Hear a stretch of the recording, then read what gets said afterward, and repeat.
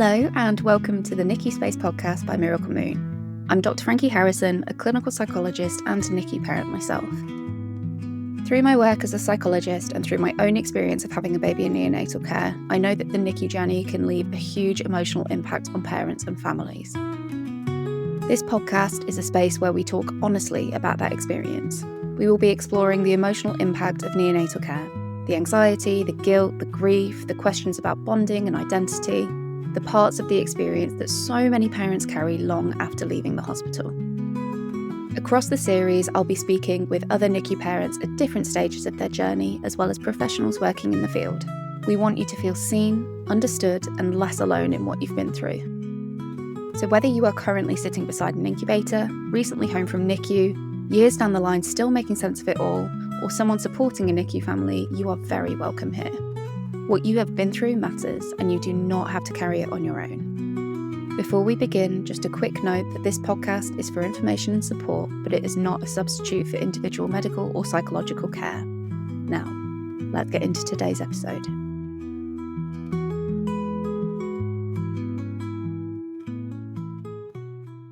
Hello and welcome to the NICU Space podcast. I'm Frankie Harrison, and today I am talking to Jessica Lowther-Payne. So Jess talks about her experience as a non-birthing parent, including navigating the changes and challenges of neonatal care and the impact that that has had on her mental health. She talks really honestly about the experience and how it's impacted her. We're talking about trying to advocate for more inclusive, compassionate support services for LGBTQ plus families. So in today's podcast, we're talking about that compound effect of an IVF journey that is full of grief and trauma and then ending up in neonatal care. The challenges that can come with being a non-birthing parent, a non-birthing mum, and how those are amplified by neonatal care and afterwards. We talk a little bit about how professionals can take those steps towards being more inclusive. We talk about her experience of trying to access perinatal mental health support as the non-birthing mum. And we've also had a good conversation about what she's learned to help her in recovery, particularly around what she knows now about bonding and trauma responses. I just think that she's incredible, and we've been in touch for quite a long time talking about her experiences, her journeys. She's one of the members of the NICU space, and I just really wanted her to come on to talk to us about her experience so that we could open up this conversation in a more inclusive and in an inclusive way. And it feels like a really important conversation for us to be having. So let's talk to the lovely Jessica. Hello, Jessica. Hello, good morning, Frankie. Hello, how are you? Bit sicky. It's very hot. Yeah, we are currently in the heat wave, aren't we? So we are, yeah, and the sweat is real. Yeah. But we're glowing. I think that's probably absolutely. We are glowing. I'm so excited to talk to you today because I was saying before, we've been back and forth kind of chatting on socials, in various different platforms for a long time. And I've kind of known a bit about your story and seen the things that you're doing, but I'm really happy to talk to you and learn a little bit more about your experience. So can you, in whatever words feel okay, just tell us a little bit about you and about your story? Sure. Yeah, no, thank you. Really excited to be on the podcast and just talk about our story or my story, because my name's Jess, obviously. I'm a non-birthing mum to almost a 17-month-old, and we had a really challenging journey with IVF in order to have Rupert. And the reason I guess why I'm here is because, unfortunately, Rupert was also born very sick. It was completely unexpected. He was born at term, but we had no idea that he was going to be poorly. Kind of felt a bit like a cruel trick of the universe after everything we've been through. Yeah. So he was cared for in NICU. So we were cared for across 3 different hospitals over the course of 12 days. Really intense experience. Yeah, so we actually went from our local hospital, we were escalated to a NICU because our hospital isn't a NICU, and then escalated again to a PICU at our regional children's hospital, and then all the way back again over the course of 12 days. So a really intense experience, which I haven't necessarily seen reflected in lots of the narrative and stories that are shared around kind of NICU and the impact of that experience. So the combination of us being a two-month family, with me being a non-birthing parent, with Rupert having required NICU, us having a challenging IVF journey, there's this compound effect of our experience that has had a really significant impact on my mental health, to be honest. So being able to share a little bit about that story just feels really important. And also, I think it's really important that some of the experiences that I had, particularly as a non-birthing parent, definitely impacted on my mental health, and the opportunity to help other kind of service providers, other professionals to support non-birthing parents and other LGBTQ plus families. I really value the opportunity to do that. So hopefully by sharing my experience, we might be able to make some small changes that will have a significant impact.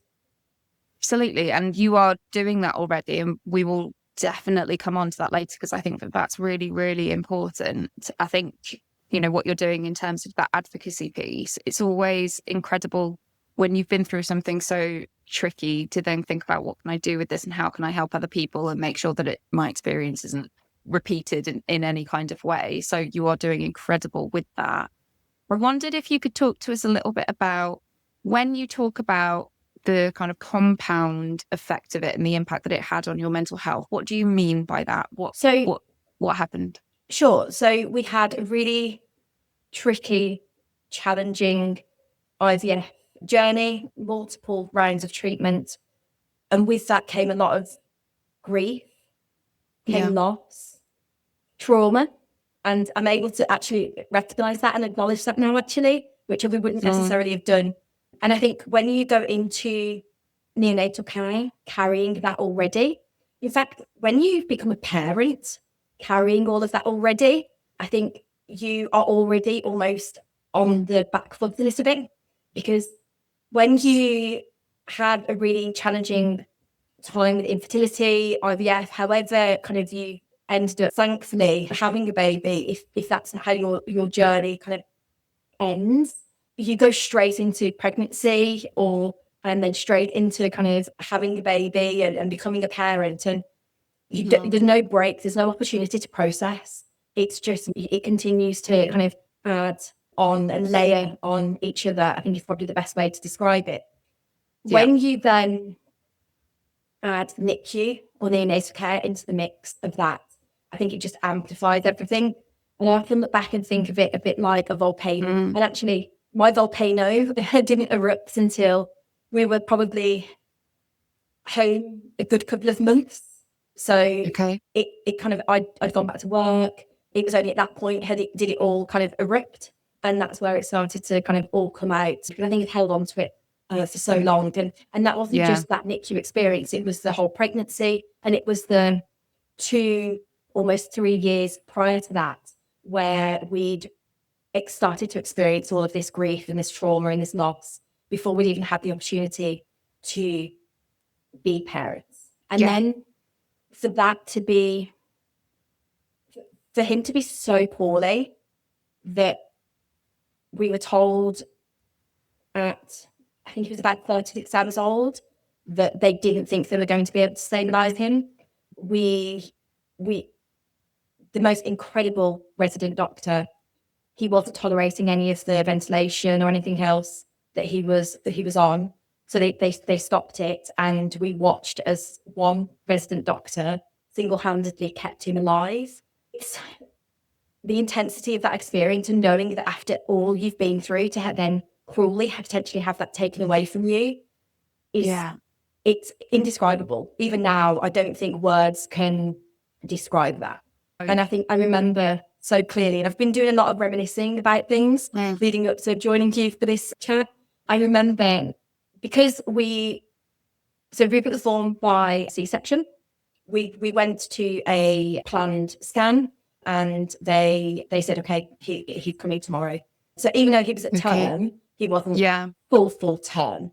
there were no indications of any health problems other than that he was a big baby, and that was something that ran in the family. There wasn't any kind of considerations of that. So we had like a night to prepare. We knew like that he was going to be arriving the following day. And we were kind of very quickly pulling a playlist together for theatre. We barely got any sleep the night before. And I remember just scrolling through my phone. And I'm the sort of person that needs lots of information. I would have preferred to have been able to have a look around the ward, be able to visualise what to expect on the day, etc., etc. And I'm having a look at all the information on the website. And I came across the section on neonatal care, and there was a 3D tour of the unit. And I remember looking at it and thinking, firstly, the universe won't be that cruel. And secondly, I don't want to jinx it, because we've got that far. And I thought by looking at it, I would jinx it. And I just think it's really interesting. That was what was going through my brain, like during the early hours of the morning when he was going to be born. And then you kind of think that you've got, no, completely. You kind of think that if I look at it, if I think about it, am I going to then make that happen in some kind of way? Which obviously that isn't the case. But I think that when you're in that, it just feels too risky. Yeah. You know? Completely. So I didn't look at it, and it still happened, and nobody expected it to happen. Absolutely nobody expected it to happen. And for it to have happened with in the way that it did, with that such intensity and kind of, this wasn't, and not to minimise anybody's experience, because my goodness, if anybody enters in neonatal care, like, it's the most awful thing. And I don't think it's not something that you can really understand unless you've been there and been part of it and seen it and experienced it. But for it to have happened in the way that it did, so that first kind of 48 hours where he was critically ill, it just feels so cruel. And to go back to your original question, it's an additional layer. So we didn't necessarily have the length of time in neonatal care, but the intensity with which we experienced it was something else.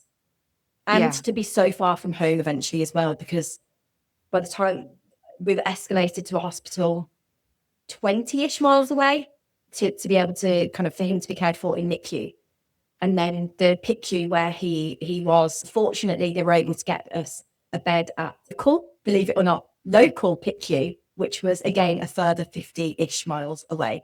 So we were completely away from home as well. And all of those factors. So there are so many different factors that then contribute to the impact on your mental health. There are just so many. We could spend a whole day talking about it, I think. Oh, I absolutely, definitely could. And I do. Like, it's, I think it's the mental health. It's in it, the impact that it has on you, but it's then the ripple effects that it then has on your life outside of that as well, isn't it? 100%. And I think one of the important things in terms of my story is there's this additional layer of being a two-man family, which not many people necessarily understand what that brings to those experiences. And again, as a non-birthing parent, and I think particularly around things like identity, that's where that came to a head for me. So tell me about that. So when you're, as a non-birthing parent, there's lots of different things that happen, or it certainly happened to me. So there was a lot of ways that I felt like an imposter, and still do, actually. So you kind of feel like, because you didn't give birth, you don't belong in circles kind of where mum's talking about feeding and kind of the experience of having a baby physically, and you don't quite feel enough because you haven't done those things. But then at the same time, you also don't feel like you fit into kind of like, you're not a dad, so you don't fit into dad spaces either. So you belong in this like third space that, in all honesty, a lot of the time feels a little bit invisible. Now, I think I really struggled to understand my identity as a parent. I don't think that was necessarily in play until we actually had Ruth at home with us. So there were some, throughout all of the IVF, I always felt included. We're a team, and my wife and I, and we always approached everything as a team. And the clinic that we were using were amazing in terms of they were designed and equipped to work with LGBTQ families. And actually, we had the most incredible consultant that we worked with in our local hospital who was amazing. And I always felt so involved and validated and kind of there as a parent, not just as there as a supporter of to support my wife. But then something changed when he was born. And I think there's a couple of things that happened. So I didn't realize how much I'd been internalizing kind of some of the messaging or lack of messaging. So when you're sat in waiting rooms and you're looking at posters and things like that, and there's dads, you can go to this group and, oh, we're doing this research about dads. And there was never any effort to make kind of other parents like myself kind of seen and validated. And I think there was definitely some instances whilst we were in neonatal care where, well, firstly, after he was born and it became kind of aware that he was very sick, it wasn't necessarily immediate, but when the pediatrics team came in, because we don't have neonatologists at our local hospital, they didn't know us. So up until that point, everything had been wonderful. The team has been incredible. I had jobs to do. I was in charge of the playlist and things like that. And I felt so kind of, everybody knew I was also mum and things like that. And it was really wonderful. And then because the pediatric team didn't know who I was and didn't have time to know who I was, they actually confused me for a midwife. So there was a few different things that happened, which it later transpired that they thought I was a midwife. I didn't realise that's what was happening at the time because everything just sort of, you just go into this state of shock almost. And then that then threw into the neonatal unit. Again, I was, where's Dad? I'm here. Right. No, where's Dad? Because they said, oh, Mum's here.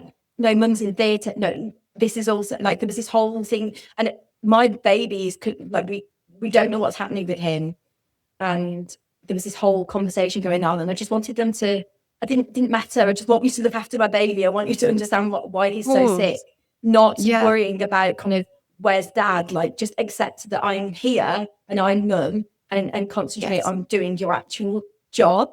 That could be avoided if people just didn't necessarily jump to those assumptions and conclusions. And one of the suggestions that I've had for my local hospital, and I think maybe it already happens in other hospitals, maybe it doesn't, but just simply having some way of identifying somebody. So whether that's written on scrub cap or a badge, so that there doesn't need to be that conversation. So the combination of those experiences, again, when we were back at our local hospital, just kind of ready to discharge, doctor who hadn't met us before walked into the room, quite clearly the two of us sat there with baby and said, so your mum and dad? I was like, and this happened a few times. And I think the resulting impact of that was that I felt a bit invisible. And then that thread continued then as we got home, understandably, lots of fuss on my wife, on the baby, and feeling a little bit out of it. And then, so there's those more kind of overt experiences that kind of contributed. But then there's also, I just really struggled to know my place. I'd had such a fantastic experience up to the point that I had been bought. I felt so bonded throughout the whole pregnancy, doing lots of reading and singing. I've been to every appointment. I'd always been there and been part of it. And then it just sort of, it just felt like my brain broke. And then all of a sudden I was like, I don't know how to do this. There is no handbook to be a parent, but there's also no handbook to be a parent in a world that doesn't always recognize your role as a parent. So I'm on his birth certificate, but I also, in lots of ways, constantly have to justify my role as a parent. And that really continued to kind of happen once we were at home, and then got worse when I went back to work. Because I felt even less kind of, I was like, I don't know who I am to this baby. And we were going to lots of appointments because neonatal kind of very rarely ends when you're discharged, and constantly having to explain ourselves to new doctors and as a family. And it just continued to escalate to the point where I just felt like I don't know how to be a non-birthing parent. Mm-hmm. So that's one aspect of identity that I really Absolutely. struggled with. And I think that is somewhat unique to non-birthing parents and to LGBTQ families. I think another aspect of it is we don't know a lot about how many babies are born to same-sex couples, to other LGBTQ families, because the data just isn't collected. We do know things about kind of the LGBTQ plus community at large that kind of relate. So, for example, you're much less likely to have a local support network. You're much more likely to live away from friends and family. And all of those things are contributory factors to having poorer experiences and outcomes, whether that's baby, whether that's your mental health. And our both sets of parents were wonderful. And I really want to make sure that they get a shout out. They were wonderful at supporting us kind of whilst we were in neonatal care despite that. But I'm also very, very aware that lots of families wouldn't necessarily have that, and particularly for LGBTQ families. And just, there's no handbook. And I guess part of me doing a lot of the work that I do around talking about it is almost I'm writing my own handbook. I'm figuring it out as you go along. And there's a lot of opportunity and kind of freedom in that, but it also can feel quite, you almost want to fight against certain like stereotypes, but you also feel yourself falling into them. So it's been quite a challenge to figure that out. But I think we're just over a year sort of gone now, and I've really come into my own in terms of kind of, I'm now able to refer to myself as mum, which is something I couldn't do. We were discharged just before like Mother's Day, or we were at home for Mother's Day last year. And I remember seeing a Mother's Day display in my local shop and thinking, oh my God, like it's my wife, like this is amazing, this is what we're dreamed of. And then I didn't see myself in that display. Yeah. So I saw my wife and I saw, oh, that's for her. What can I get? Like, but I didn't see myself. And I still notice now that I'm an often used parent instead of mum. It's like mum is something that I'm not entitled to call myself because I didn't do certain things. And I think that's part of that wider narrative around, is that the right word? Matrescence? Matrescence, And what you need to do to be a mum and things like that. So there's that aspect to it as well. And the thing is that we do see those brain changes though, don't we? So we see brain changes in non-birthing partners. We've talked about people having surrogates, that experience of becoming a parent. There's still brain changes and there's still adaptations that are made. I guess that you maybe don't have that same kind of hormonal experience that happens as a result of carrying a baby, but there are still those changes that happen in your brain. And like you said, in terms of identity, who you are now, becoming a parent in itself, there's so much that comes with that. Yeah, totally. And I think with NICU, at that earliest opportunity, I learned to be a parent in a completely different way. Yes. And I think lots of parents talk about that with NICU experience. And in our experience, we weren't able to get involved in CARES very early on. We weren't able to hold Rupert until he was almost a week old because of how sick he was. So at first we were parenting. The only things we could do really were read, sing, sit. Yeah. That was it in lots of ways. When we could then we helped change his nappy. We weren't independently doing cares. It was always helping. So I learned to be a parent in that sense in a very different way than anybody expects to learn to be a parent. And the kind of the shock van sort of then coming home and all of that going away, and then you have to relearn everything. And that absolutely contributed to the impact of all of those experiences on my mental health and adjusting to life as a family at home, the dream that we've always had that we genuinely didn't think was going to happen for us. We were suddenly living it. And that was also trying, you're living your dream, but also trying to figure out how to be a parent in such extreme circumstances. I look back and I think it's any wonder that I responded in that way and that my brain did these things to me that ultimately I think I completely dissociated. And I can use these words now because of you, ultimately, because I've had access to specialist help that I needed to put words to what was happening to me, to understand why those things were happening. And I think a lot of the problem with my mental health at that time was because I didn't know what was happening and I didn't have the tools, I didn't have the information to understand that. And it was really difficult to find until I came across Miracle Moon and NICU Space and that real specialist help, which just hadn't been available to us. No, completely. And I think I just agree with you so much. I think that just being able to name it and be like, oh, this isn't that I'm broken.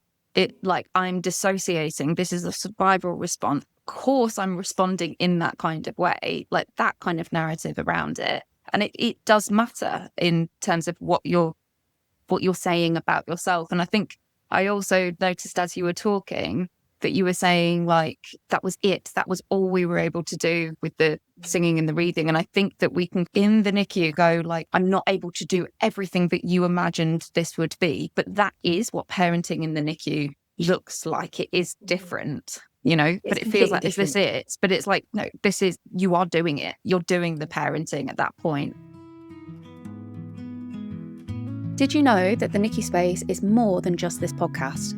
We also run an online community created specifically for NICU parents, whether your baby is currently in neonatal care or your NICU experience happened months or even years ago.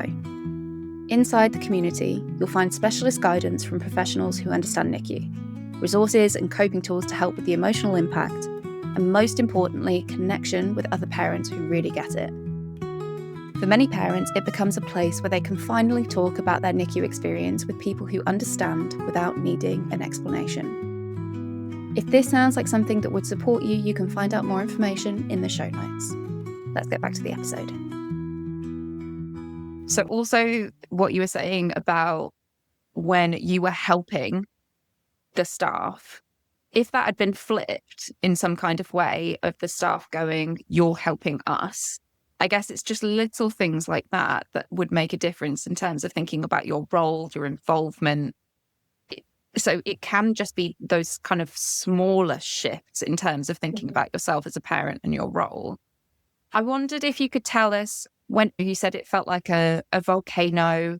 You said a few months down the line, you got to this point where it felt like it all exploded a little bit in terms of your mental health. You said a little bit about the dissociation piece, but can you tell us a bit about what that looked like for you? And then as a non-birthing parent, did you have support in any kind of way offered? Yeah. Okay. So in terms of what that looked like, so I was very fortunate and very grateful that I was able to take some time off and didn't have to worry. It was fully paid sick leave, so I wasn't having to worry about things like that. So I'm so grateful that I was able to do that. So I went back to work 2 months after Rupert was born. And so I had an extra month off than what I originally planned, which much needed. I, in that time, tried to go along to some baby groups with my wife and the baby. I pretty much cried through most of them, actually, through a combination of overwhelm of gratitude that I was doing these things, but also not really feeling like I fitted in. Very much feeling on the periphery, not through anything that my wife did or didn't do. I think it was just the nature of being an unworking parent in those environments, which are very heavily weighted towards that parent, like mums who were giving birth to their babies. It felt a bit like that imposter syndrome setting in. So there was that kind of thing to it, that emotional response of not being able to be in those spaces for those reasons. At home, I withdrew a lot. So I struggled to, I think there was a skills gap almost, especially when I went back to work, because I wasn't doing things that in my mind a parent did or a mum did. Okay. Well, I was almost holding myself to the standard of a mum that was on maternity leave, and like in order to be a mum, you must do these things. Right. And I wasn't reaching those because I was at work. I No. couldn't. It was impossible. So I found myself withdrawing. I found myself not wanting to do things through fear of doing them wrong, through fear of hurting the baby, Yeah. because I wasn't getting the practice of doing things. And that Yeah. he felt so, I mean, he's absolutely not fragile and has never been in a sense. He's a very kind of strong, robust. I'm trying to avoid saying big, but he's strong and robust and always has been. And I think he felt so fragile. Mm. And I was just terrified that to have had him to have been so close to losing him, to then have had the opportunity to bring him home. Yeah. I was just terrified of doing anything that could hurt him. So the couple of times where, because every parent makes mistakes. Mums, dads, not, it doesn't matter who you are, every parent makes mistakes. You're going to have to figure things out by making those mistakes. And I know that now, but at the time, if anything like that happened and I felt responsible, my brain would tell me that's because you don't deserve to be a parent. That's because you are not good enough to be a parent. That's because anything you do will the pattern I was creating in my head was you do something and it leads to harm. So ultimately, what it led to is when I felt at my worst, I thought that even looking at the baby would hurt him. So just the act of me looking at the baby, being in his presence, would hurt him. And I didn't really understand why that was happening until I listened to one of your podcasts. And I learned that when one of the first things I was able to do as a parent instinctively was to reach in to the incubator, and I just started gently stroking the baby. So that you're in such a helpless situation, you don't know what to do. And that's kind of what I thought. Yeah. It wasn't even a thought, it was just instinctively that's what you Instinctive. do. Yeah. And the nurse at the time was so unbelievably kind. Yeah. So unbelievably kind about explaining that actually just resting your hand is a much better way of kind of soothing the baby or calming the baby, or I don't know what I was trying to do, to be honest. It's just that was the instinct. But even though she was unbelievably kind in looking that, I didn't realise that connecting that then to those experiences when I was at home, I'd learned, or my brain had registered, that your instincts were wrong at the first opportunity, and you got this wrong. And so every time you instinctively do something, it's going to be wrong. So I was constantly relying on kind of being shown what to do and questioning myself if I had to use my initiative or have any autonomy over decision making was something that kind of happened. And then alongside that, we were having these follow-up appointments, and there were so many unknowns for us. And I expect that's the case for lots of NICU families. We don't know what the future holds. And for us, we were told that towards being discharged, we were told that he likely had some heart defects, which had contributed to him being poorly.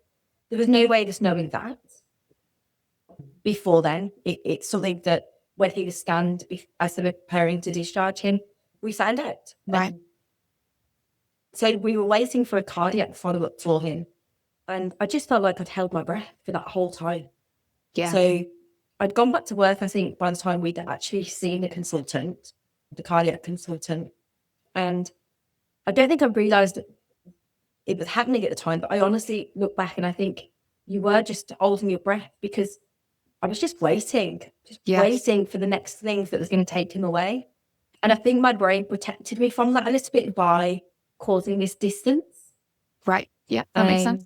And then we had the appointment, and thankfully it went as well on the spectrum of possibilities of different options that had happened. It was definitely towards the better. Yeah. And I think at that point, I just released a little bit. Okay. And that's where the volcano started to erupt. Yeah. I think that release of kind of knowing that it wasn't going to be the worst case scenario, that he wasn't going to need surgery, that he didn't have a life limiting condition as far as we knew. The release of that allowed a flood of all of that was holding on to come to the surface. Completely. Which I understand now is a completely natural thing to happen. For sure. And I think I was talking to someone the other day who was talking about that film where it's like that tsunami is coming and it's almost like you can see that massive wave of it. And it's that kind of anticipation of knowing that is maybe going to come, but it's then that kind of crash of it and what that kind of does in terms of to your life. Do you feel like there was any support? So this is why I do this. This is why I talk about our experience predominantly. I do it, one, to help other non-birthing parents hopefully hear other stories, to know that there are other parents out there, particularly NICU parents. Yeah. And secondly, because there wasn't any support. No.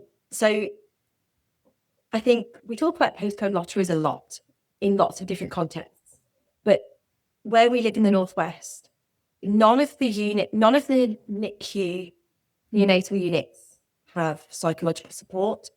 And as far as I'm aware, that's still the case. Right. Where we are. The PICU does. But because we were there Friday to Monday, we weren't able to access any of that support. Right. Which is really conflicting to think, if he'd been sicker and then just a day longer, we might have actually got something. It's a really conflicting thought to sit with. But yeah, so nothing in terms of on the unit. And to be honest, there was no, from what I can remember, and I appreciate that we're still piecing together things, and even now things start to kind of, you remember things, and it's like a jigsaw, you start to put pieces back together. From what I can remember, nothing was offered to us. Okay. So my wife was offered a referral. Mm-hmm. So I think it's important to note that my wife was offered a referral because she was separated from him when he was taken to the neonatal unit. It's a thing that just happens. We do have a perinatal mental health team. Okay. In our area, and that referral was made automatically, pretty much with her consent, but it's a standard thing that happens. Nothing was offered to me. It was just for her. And then I remember so clearly, we were at home and there was a lot of phone tennis happening where I can't believe it. It's so difficult to figure that out. Like, they would ring, she'd be busy with the baby, she'd ring back, they'd say, oh, we'll ring you back, and sometimes they might not. She didn't at the time feel that she needed it, but the only way I could potentially access some support is if she was assessed. Yeah, fine. So for me, the messaging that gave me was, you're only worthy of support if your wife, or like if we're supporting your wife. Yeah, fine. Yeah. Which I just think it's wrong. Yeah, hugely wrong. Completely. Absolutely. And we then learned that the only support, if we'd been able to, and eventually they just didn't call her back, so we just didn't bother. But we later learned that even if we'd managed to go through that process, the only support that would have been able to available for me was peer support. And not to knock peer support at all, because I think it's hugely valuable, but they don't have any non-birthing parents to provide that support for me. So it's whether or not there would have been any value in that for me anyway. We don't know, because we never got to access it. Yeah. And then by the summertime, when things have kind of come to a head, she's like, this is right. She was really worried about me bonding because I was withdrawing, reluctant to do anything for the baby. She's really worried about the longer term impact of kind of not being able to build that bond for me and for him. Yeah. And so I booked a GP appointment, and I saw the most incredible GP, and she sat and she listened and she validated, and I'd prepared some notes before I went in, And she just turned to me and she said, but you're his mum.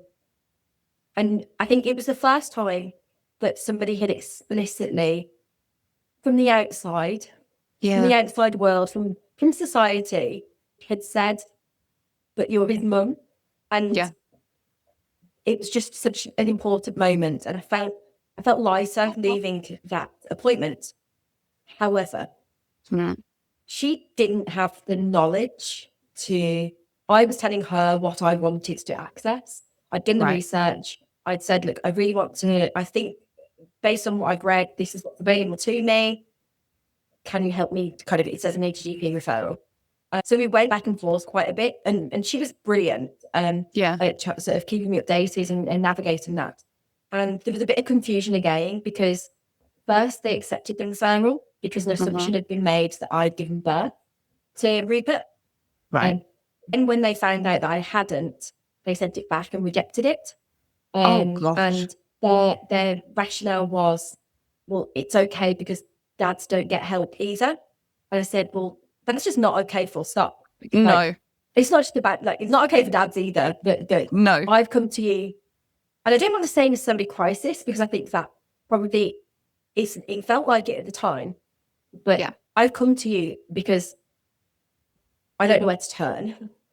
And now you're saying we can't help you. And don't get me wrong, I don't think it's through, I've met some of the professionals involved in those services. It's not through them not wanting to. Their hands are tied. They don't have the funding. It's not commissioned.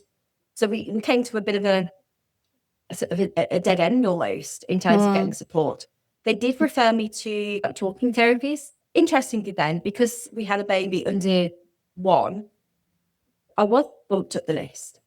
I don't know whether that's because an assumption was made that I was a birth mum or not. I don't know. I hope not. I hope it's just that anybody would be bumped up the list on that basis. But I was able to get access to some support quite quickly. And what that did for me, I think I had 17 sessions in total, which I'm so grateful for. And I appreciate that is a lot more than a lot of people get. And we did try a little bit of EMDR as part of that. But to be honest, what that helped with was understanding why some of the things that happened that were amplified by NICU particularly, and becoming a parent.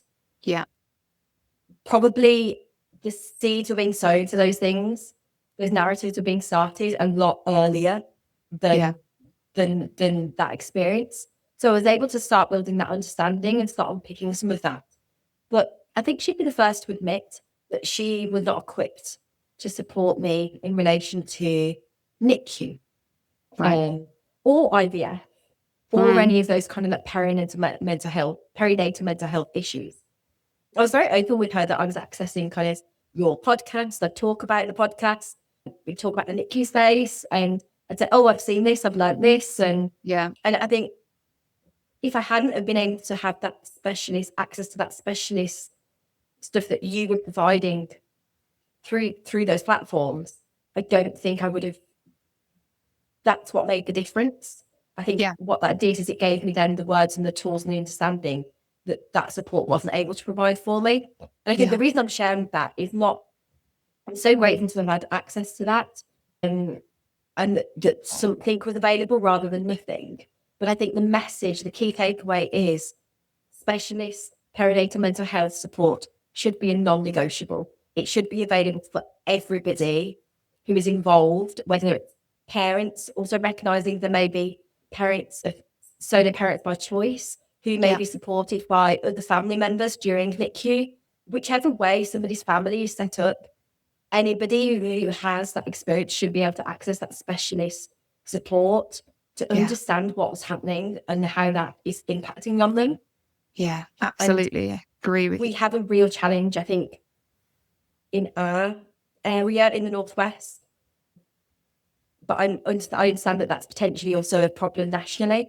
So if through sharing my story and my experiences, and I wouldn't go so far as saying campaigning, but contributing to the conversation helps us to push forward with making that available. Because I think a lot of people are shocked when they find out that nothing was available. Completely. Tell me, I'm aware of the time, and I feel, like you said, I just feel like we could keep going with this, but I really want to hear from you just towards the end of today is what So if people are listening to this and they're like, I relate to what you're saying, I want to be able to help, what is it that you have done and what is it that you would want to do to be able to help create that change? Sure. So I think to anybody listening who my story, and I appreciate I've not shared it in huge amounts of detail, but if to any non-birthing parents, to any LGBTQ plus family who's been through neonatal care in any way is listening and it resonates, particularly around kind of the impact once you get home and mental health, I think the message I would give them is, firstly, like, you are parents. However you choose to describe yourself, that is you. And for your baby or babies, that you are everything to them, irrespective of what you think the world or the society at large is telling you. Like, you are their entire world, and that's what matters. To people, to professionals who are working in these spaces, there are some really easy things that you can do to avoid some of those more overt situations happening. But I think I can only talk from my experience. So my absolute first recommendation would be have a think about who you're talking to, what stories you're listening to. Are you reaching out and understanding from the community what they need? And are you thinking about that community when you're doing service design, when you're thinking about your posters, when you're thinking about even as simple as entering a room, like not using language that is based on assumptions. So there's some fantastic resources out there that can help you to do this already. So LGBT mummies have some free resources online that help you with communication and things like that when working with LGBTQ plus families. They have notes as well that families can use. They're a little bit more, let's just say they're less heteronormative. Because we didn't get onto that, but when I was talking about kind of that internalization of that messaging, that starts from the beginning. So a few of the things that I've been doing with my local trusts, and I'm so grateful that I've been able to do this with them and that they've been open to having that conversation, is we've been looking at some of those forms that are used in booking appointments. Like, are we giving the message out from the outset that your family isn't thought about when we're setting these forms up? Are you giving the message out that you are not enough, intentionally or otherwise? Are you, if you're constantly having to cross that out or put your own details in as like father, have a think about whether your forms do that. Like, there's something as simple as that. But ultimately, like, speak to your families locally and just ask them what their experiences were. So if it's okay, a couple of the ways that I've done that is through my local maternity and neonatal voices partnership, who have been wonderful. And they've provided opportunities for me to go in and speak about my experience. And then off the back of that, these opportunities that come about. My local or my regional parent advisory group, my neonatal operational delivery network. So definitely for those colleagues who are working in those spaces, do you have non-birthing parents or LGBTQ families as part of those groups? And if you don't, like, try and find them. A lot of what I do has been proactive. I'm very conscious of that. A lot of what I've been doing, I've been going into these spaces and knocking on the door and saying, look, I'm here. Can we have a chat? It'd be amazing if that was a bit more kind of people were reaching out and asking rather than, me feeling like I'm constantly causing trouble. Yeah, no, completely. No, I agree with you. But I also think that as service providers, professionals, we need to be doing the reaching out too. It's about making sure that we are inclusive and equitable and making sure that we are doing the learning rather than it needing to be that people are reaching out to be able to share their stories too. So I feel really honored that you've come and spoken to us today. Thank you so much. Like, I feel like you've done such an incredible job at explaining your experience, and I know that it will help so many, and you are helping so many by what you're doing, by advocating and talking. So thank you, and thank you for your time, and just lovely to get to know you a bit more. Thank you so much, Frankie. That's all right.